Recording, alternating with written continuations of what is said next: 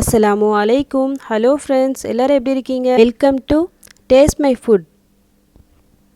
இன்றைக்கி நம்ம என்ன ரெசிபி பார்க்க போகிறோன்னா, சிம்பிளான ஒரு சட்னி ரெசிபி தான். பட் இதோட டேஸ்ட்டு வந்து ரொம்ப டிஃப்ரெண்ட்டாக இருக்கும். ஈஸியாக இந்த சட்னியை நம்ம செஞ்சிடலாம். நார்மலாக ஒரே மாதிரி சட்னி சாப்பிட்டு போர் வச்சு போனால் நம்மளுக்கு கண்டிப்பாக இது ஒரு நல்ல ஒரு சேஞ்சாக இருக்கும். இந்த சட்னியை மட்டும் செஞ்சு சாப்பிட்டு பாருங்கள். எத்தனை இட்லி எத்தனை தோசை இருந்தாலும் பத்தாது. அந்தளவுக்கு செம்ம டேஸ்டியாக இருக்கும். இந்த சட்னி எப்படி செய்யலான்னு பார்க்கலாம் வாங்க.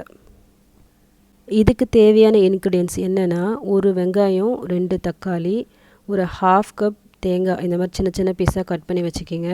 ஒரு 2 டேபிள் ஸ்பூன் உடைச்ச கடலை, ஒரு 4 பல் பூண்டு, ஒரு 6 to 7 காஞ்ச மிளகாய். உங்கள் காரத்துக்கு ஏற்ற மாதிரி போட்டுக்குங்க. இது ஸ்பைஸியாக இருந்தால் கொஞ்சம் நல்லாயிருக்கும். கொஞ்சம் புளி.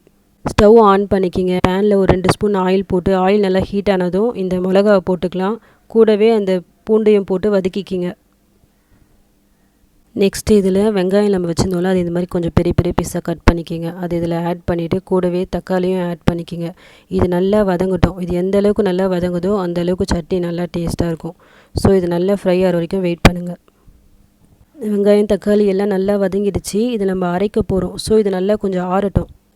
ஃபஸ்ட்டு இந்த மிக்ஸி ஜாரை நான் தேங்காவை ஆட் பண்ணுறேன். நெக்ஸ்ட்டு இந்த வதக்கி வச்சதை ஆட் பண்ணிக்கலாம். ஒரு 2 டேபிள் ஸ்பூன் உடச்சக்கல்ல ஆட் பண்ணுறேன். கொஞ்சம் புளி, இதுக்கு தேவையான அளவு உப்பு. நான் வந்து கல் உப்பு யூஸ் பண்ணுறேன். எப்போயுமே சட்னிக்கு வந்து கல் உப்பு யூஸ் பண்ணுங்கள். சட்னியோட டேஸ்ட் நல்லாயிருக்கும். இது நல்லா அரைச்சி எடுத்துக்கலாம். இந்த மாதிரி நல்லா கிரைண்ட் பண்ணி எடுத்துக்குங்க. இப்போது இந்த அரைச்சி எடுத்ததை வேறு ஒரு பவுலுக்கு வந்து நம்ம ட்ரான்ஸ்ஃபர் பண்ணிக்கலாம். இப்போ நம்ம தாளிக்கிறதுக்கு ரெடி பண்ணிக்கலாம். ஒரு சின்ன பேனில் 1 டேபிள் ஸ்பூன் ஆயில் போட்டு அதில் 1 ஸ்பூன் கடுகு, 1 ஸ்பூன் உளுத்தம்பருப்பு, கொஞ்சம் கருவேப்பிலை போட்டு தாளித்து எடுத்துக்கலாம்.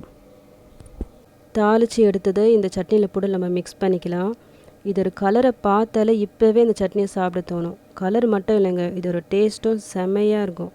இது இட்லி தோசைக்கு மட்டும் இல்லை, சப்பாத்திக்கும் ஒரு பெஸ்ட்டு காம்பினேஷனாக இருக்கும் இந்த சட்னி.